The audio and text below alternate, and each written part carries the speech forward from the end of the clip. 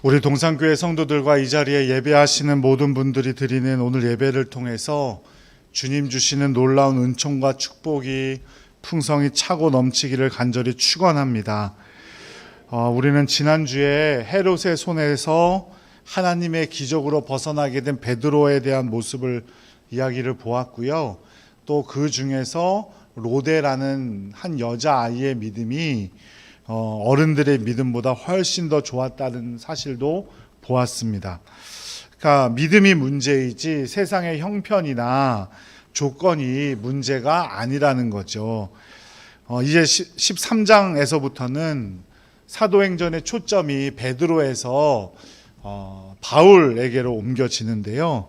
사도행전 13장이 또 중요한 것은 바울 사도의 전도 여행 3차 혹은 4차까지로 불려지는 그 전도 여행이 시작되는 중요한 장이기 때문입니다. 안디옥에서 사역을 시작한 바울은 바나바와 1년간 머물면서 사역을 계속하게 되는데 교회는 그들의 사역을 통해서 말씀이 흥왕하여지고 믿는 자의 수가 더하여졌다고 말하고 있습니다.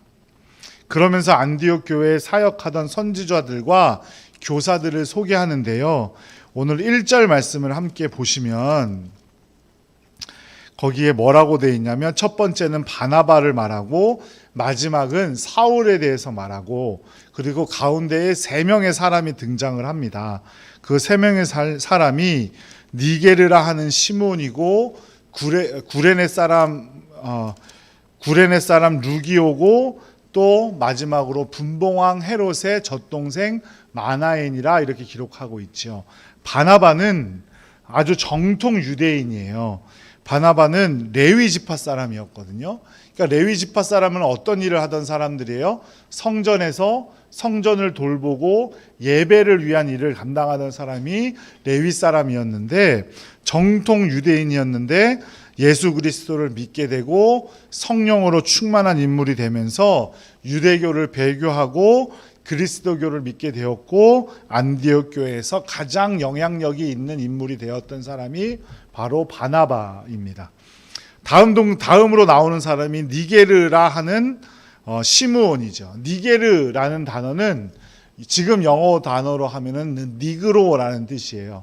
그러니까 흑인이라는 뜻이죠. 피부가 검은 사람. 당시에 2000년 전 로마 제국 내에서는 흑인은 거의 대부분 노예 계급이었어요. 게다가 유대교 사람들은 심한 인종차별주의자들이었죠. 비천하고 어쩌면 인간 이하의 인물인 시므온도 안디옥 교회에서는 리더의 그룹에 속해져 있었다는 거예요. 그 다음에 나오는 사람은 루기오라는 사람인데 루기오는 구레네 사람이라고 하죠. 옛날에는 구레네 사람 이러면은 저 에티오피아 남쪽에 있던 어떤 나라를 말한다고 생각을 했는데 요즘은 구레네라는 나라는 그 북아프리카 지역 사람들을 의미한다고 생각을 해요. 그러니까 북아프리카 지역 사람들을 잘 보셨어요? 이번에 월드컵 할 때 4강까지 올랐던 나라가 모로코라는 나라가 있죠. 모로코는 북아프리카 사람인데 피부가 까맣던가요? 백인에 가깝던가요? 백인에 가깝죠. 그렇죠? 피부가 까맣지 않아요. 북아프리카 사람이 그런 사람들이라는 뜻이에요. 그러니까 구레네 사람 루기오는 별반 다르게 내세울 게 없던 사람이라는 뜻이에요. 그냥 그 북아프리카 지역에 살던 사람이다 이런 뜻이죠. 그 다음에 등장하는 인물이 분봉왕 헤롯의 젖동생 마나엔입니다. 지난주에 말씀드렸듯이 헤롯이라는 이름을 가진 왕이 성경에 4명 등장한다고 말씀드렸는데 이 사람은 두 번째 등장하는 헤롯 왕을 말하는 거예요. 세례 요한이 그렇게 비난했던 자신의 형의 부인을 자기의 부인으로 맞아들였던 헤롯 왕을 말하는 겁니다. 세례 요한을 죽였던 사람. 그 사람의 젖동생이 마나엔인데 여기서 말하는 젖동생이란 함께 자란 동생 이런 뜻이에요. 그러니까 마나엔은 왕족 적어도 고위직에 있었던 사람이라는 사실을 우리는 알 수가 있죠. 그러니까 유대인들에게는 존경받지 못하던 사람들이에요. 높은 고위직에는 있었지만 유대교의 사람들에게는 존경받지 못하던 사람. 우리나라로 따지면 옛날에 친일파 같은 사람들이죠. 높은 고위직에는 있었지만 존경은 받지 못하던 사람들. 우리는 여기서 성령 충만한 교회의 첫 번째 특징을 볼 수가 있습니다. 성령 충만한 교회의 특징은 어떤 사람이 와도 하나가 될 수 있는 교회가 성령 충만한 교회입니다. 5사람의 면면을 보면 모든 면이 너무나 달라서 그들을 한 공동체로 엮는다는 것 자체가 불가능해 보일 정도예요. 하지만 주님 안에서 하나가 되었고 함께 어우러져 주님의 교회를 위해 사역하게 되었습니다. 바나바와 사울이 선교사로 파송된 후에는 남은 이 3사람이 조금도 흔들림 없이 안디옥 교회를 이끌어갔고 3차 전도 여행에 이르기까지 선교를 지원했어요. 철저한 계급사회를 이루고 있던 로마 제국 안에서는 이런 일이 일어날 수가 없었던 획기적인 일이죠. 성령의 역사가 아니고서는 절대로 있을 수 없던 일이라는 겁니다. 우리 교회도 성령 충만함으로 모두가 하나 되는 교회 되기를 간절히 기도드립니다. 부자들만 모이는 교회, 어떤 특정한 지역 출신들 사람들이 많은 교회, 또 특정 세대들만 많이 모이는 교회, 모두 건강한 교회가 될 수 없습니다. 저 서울 남산 밑에 가면 노숙인들만 모이는 교회가 있어요. 또 이화여대 앞에 가면 교수들만 모이는 교회들도 있습니다. 교인들이 전부 다 교수예요. 교수가 아니고는 낄 수가 없는 그런 교회.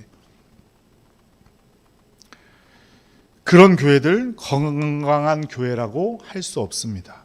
성령이 충만한 교회, 건강한 교회는 어떤 사람이 와도 하나가 될 수 있고 어떤 사람이 와도 받아줄 수 있는 교회, 그런 교회가 진정으로 성령 충만한 교회인 줄로 믿습니다. 흑인도 고위층도 어떤 사람들이 와도 내 교회처럼 편안한 마음을 가질 수 있는 교회, 저는 우리 동산교회가 이런 교회가 되기를 간절히 소망합니다. 아무리 초라한 행색을 가진 분이 우리 안에 들어와도 넉넉히 받아줄 수 있고, 정말 부자같이 보이는 분이 들어와도 똑같이 대할 수 있는, 아이들도 뛰어놀고 나이 지긋한 어르신들도 함께 즐겁게 신앙생활할 수 있는 그런 교회 동산교회 되기를 간절히 기도드립니다. 이것이 바로 성령 충만한 교회의 첫 번째 특징입니다. 인간적인 생각이 아니라 성령 충만하기 때문에 우리가 서로를 하나로 맞아줄 수 있는 겁니다. 제가 직접 가보진 못했지만 미국의 교회들은 규정으로 정해놓은 것도 아닌데 흑인들만 모이는 교회, 백인들만 모이는 교회, 한인들만 모이는 교회가 다 따로 있대요. 별로 바람직하지 못한 것 같아요.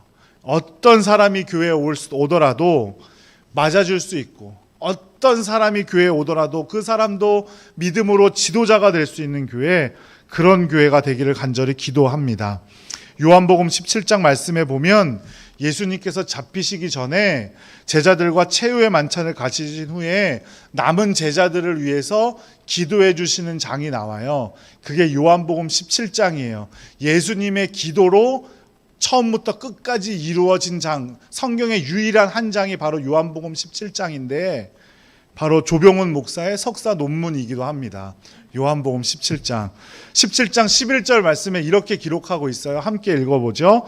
거룩하신 아버지여, 내게 주신 아버지의 이름으로 그들을 보전하사 우리와 같이 그들도 하나가 되게 하옵소서. 예수님께서 그 제자들을 위해서 기도해 주신 거예요. 성부, 성자, 성령 삼위일체 하나님이 하나인 것처럼 제자들이, 그 제자들을 따르는 무리가 모두가 하나 되게 해 주십시오. 이것이 바로 올바른 교회이고 주님이 머리 되신 교회라는 사실을 꼭 기억하시기 바라요. 우리 교회도 다양한 나이대의 성도들이 계시고 직업도 다르고 살아온 환경도 다르죠. 그럼에도 불구하고 이 자리에 함께 있는 것이 우연이 아닙니다. 제가 일반대학교에 처음 입학해서 그대로 졸업했다면 제가 여러분 만날 수 없었을 테고, 또 제가 주님을 인격적으로 만나지 못했더라면 저와 여러분이 하나 될 수 없었을 테고, 그리고 여러분의 삶의 여정 중 아주 작은 한 부분이 조금만 바뀌었더라도 여러분과 제가 만날 수 없었을 거예요. 그런데 우리가 이 자리에 함께 모여 예배할 수 있다는 것, 놀라운 은혜인 줄로 믿습니다. 그러니 우리가 성령 충만함으로 우리가 하나됨을 누려야 하고, 성령 충만함으로 수준과 형편과 처지가 모두 다르더라도 하나 된 하나님의 자녀로 우리가 서로를 사랑하며 살아가야 할 줄로 믿습니다. 아무쪼록 말씀드렸듯이 우리 동산교회에 속해 있는 어떤 성도라도 다 하나가 되고 똑같이 주님의 사랑과 은총을 누릴 수 있기를 간절히 축복합니다. 두 번째, 성령으로 충만한 교회의 모습은 우리 교회만 위하지 않는다는 겁니다. 우리 사도행전 13장 2절과 3절 말씀을 함께 읽어보도록 하죠. 주를 섬겨 금식할 때에 성령이 이르시되 내가 불러 시키는 일을 위하여 바나바와 사울을 따로 세우라 하시니 이에 금식하며 기도하고 두 사람에게 안수하여 보내니라. 아멘. 안디옥 교회는 하나님의 말씀으로 성경에 기록된 대로 하면 흥왕했다라고 말씀드리고 믿는 자의 수가 더했다라고 그랬습니다. 안디옥 교회에만 있었더라면 바나바와 바울은 훨씬 더 편한 생활을 할 수 있었겠죠. 부흥하는 교회에 그 부흥하는 교회를 떠나고 싶은 목회자가 어디 있겠습니까? 바나바가 담임 목사와 같은 역할을 했는데 그 교회에서 떠나기가 얼마나 아쉬웠겠어요. 그러나 바나바는 성령의 충만함을 입자 성령이 말씀하시는 대로 성령이 시키는 대로 그 교회를 떠났습니다. 그리고 전도의 사역을 담당했죠. 안디옥이란 도시가 지중해를 끼고 있어서 형편도 얼마나 좋은 교회였는지 몰라요.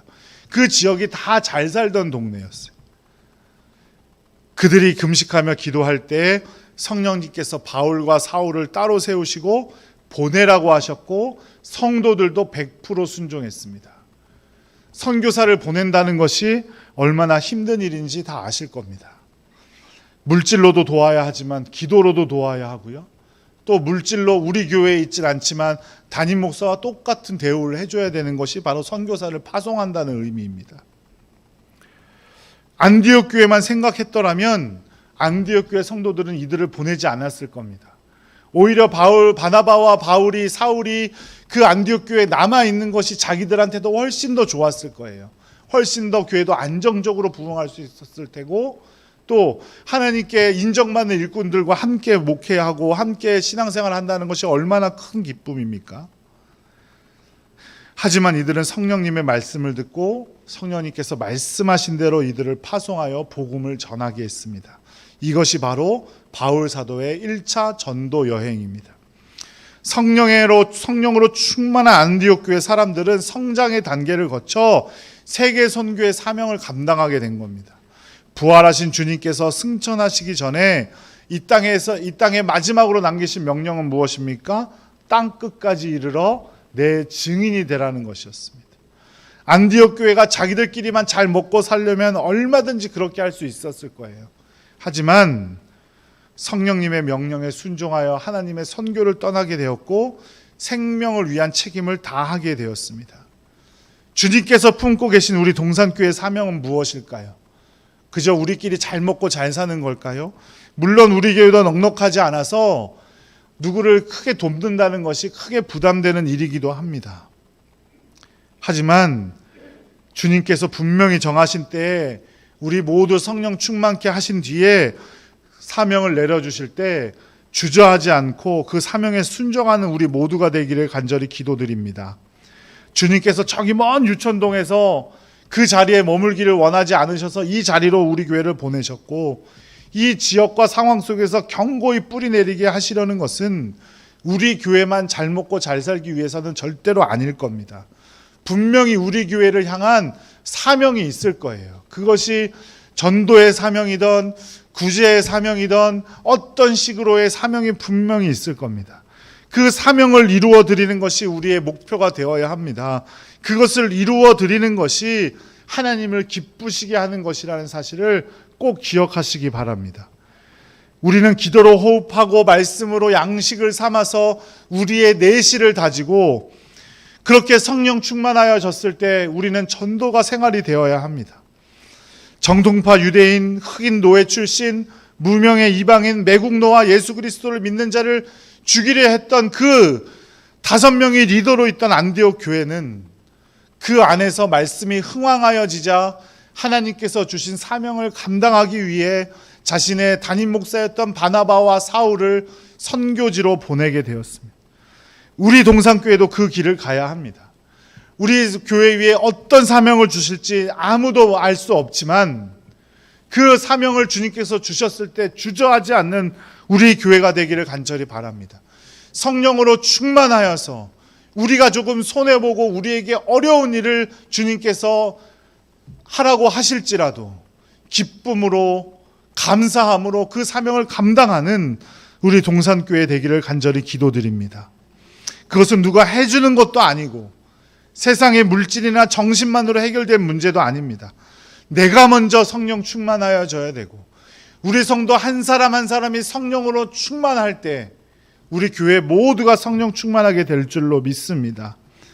그러니 성령 충만함을 위해 여러분들 기도와 말씀으로 애쓰는 여러분들 되시기를 간절히 기도드립니다. 아까 일부 예배를 드렸는데요. 너무나 기뻤던 게 남모르는 2명의 남자 청년이 와서 함께 예배를 드렸어요.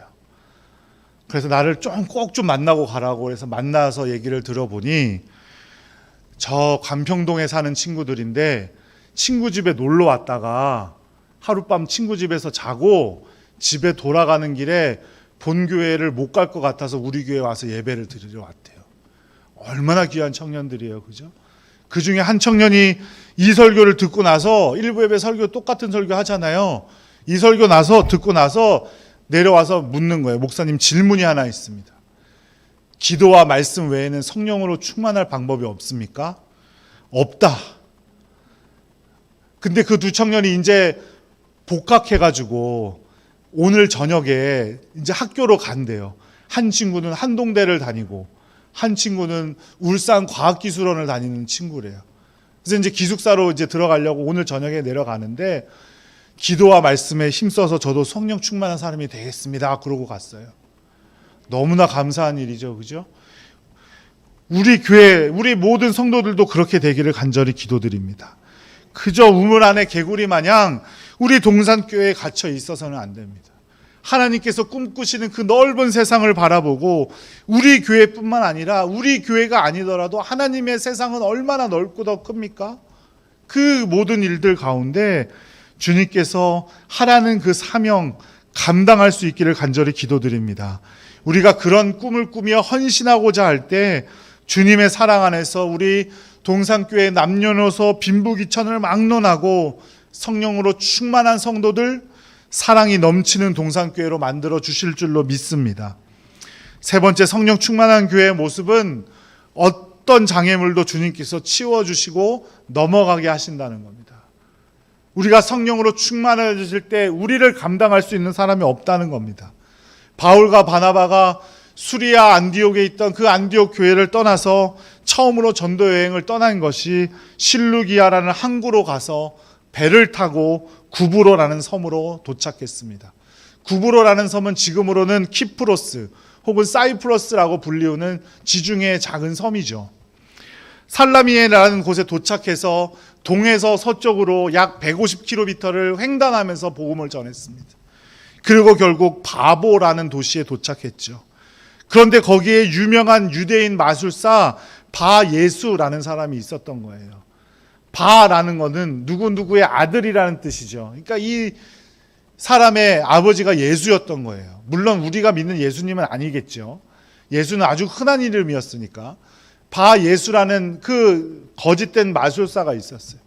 그리고 구브로를 다스리고 있던 서기오 바울이라는 사람이 있었죠. 서기오 바울은 성경에 보니까 지혜로운 사람이어서 바나바와 바울을 통해 말씀을 들리려고 했어요. 그런데 이 바예수라는 마술사가 그것을 방해합니다.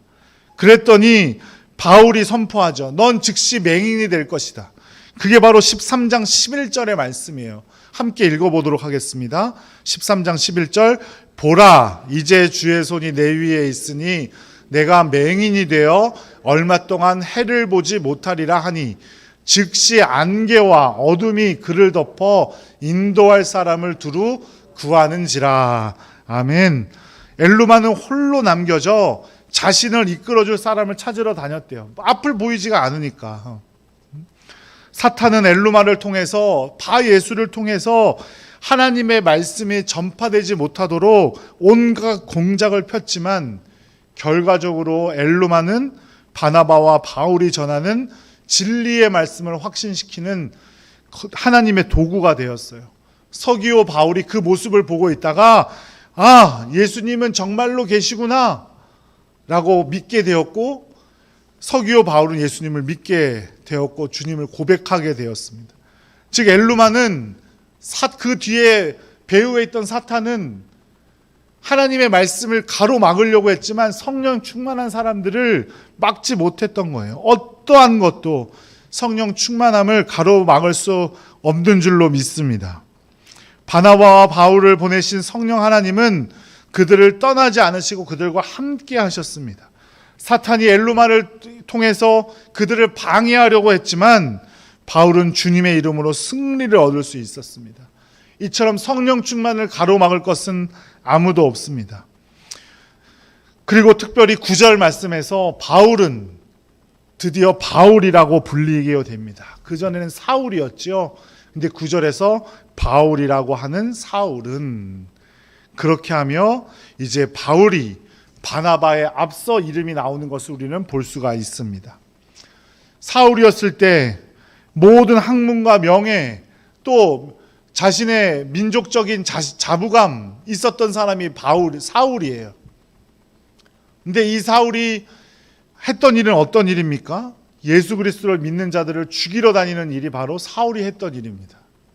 하지만 성령 충만함으로 이름이 바울로 바뀌었어요. 바울의 이름의 뜻은 무엇이에요? 작다라는 뜻입니다.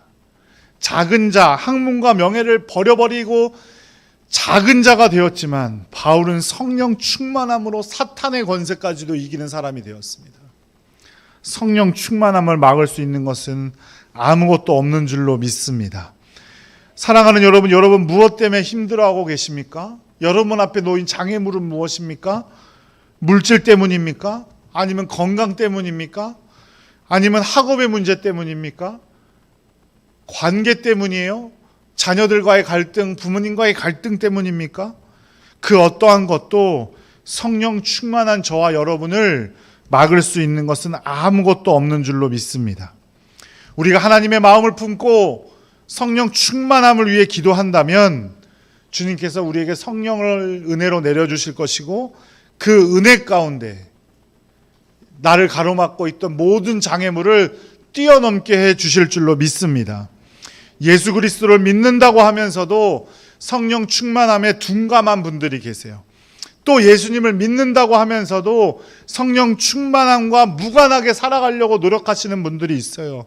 하지만 성령 충만함 없이는 예수 그리스도를 믿는다고 말할 수 없다는 사실을 꼭 기억하셔야 돼요. 성령이 아니고서는 우리가 예수 그리스도를 고백할 수 없다고 분명히 성경은 말하고 있습니다. 고린도전서 12장 3절 말씀, 성령으로 아니하고는 누구든지 예수를 주시라 할 수 없느니라.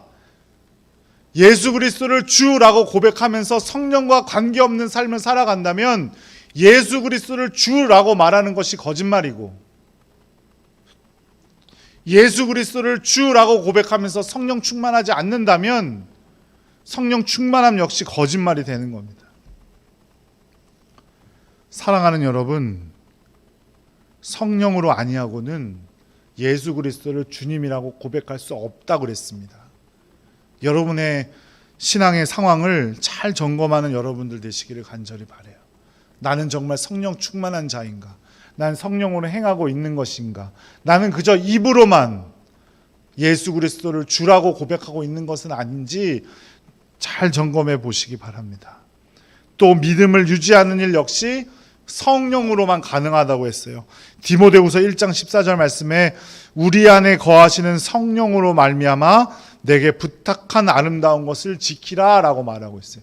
이게 누구예요? 영적 아들이라고 불려지는 디모데에게 바울이 한 말이에요. 성령으로 말미암아 내게 부탁한 아름다운 것을 지키라. 이게 반대로 말하면 뭐예요? 아름다운 것을 지키기 위해선 성령이 분명히 필요하다는 거예요. 성령으로 아니하고는 우리의 믿음을 지킬 수 없다는 겁니다. 그런데 우리는 성령 충만함과는 그저 관계없이 살아가는 사람들이 너무나 많습니다. 그리스도인으로서 주일 한번 교회에 왔다 가면 그것으로 끝나는 거라고 생각하는 경우들이 너무나 많아요. 사랑하는 여러분, 성령 충만한 우리를 막을 것은 아무것도 없습니다. 성령님만이 우리의 능력이고 성령님만이 우리의 힘인 줄로 믿습니다. 성령 충만해야 우리가 하나 된 교회가 될 수가 있고 전도의 사명을 감당할 수 있고 어떠한 것도 우리를 방해할 것이 사라진다는 사실을 꼭 기억하시기 바라요. 이미 성령님은 우리와 함께 계시고 우리를 절대로 떠나지 않으실 겁니다. 문제는 우리의 문제예요. 그 성령 충만함을 간절히 사모하고 있는지 아니면 그저 될 대로 되라 하고 살아가고 있는지, 지금 당장 어려움 때문에 낙심하거나 좌절하고 계시는 분들이 계시다면 이 시간부터는 절대로 포기하지 마시고 성령의 충만함을 구하는 여러분들 되시기를 간절히 축원합니다. 성령 충만함으로 하늘의 신령한 복을 누리는 동산교회 모든 성도들, 그리고 이 자리에 함께 예배하는 모든 분들 되시기를 간절히 기도드립니다.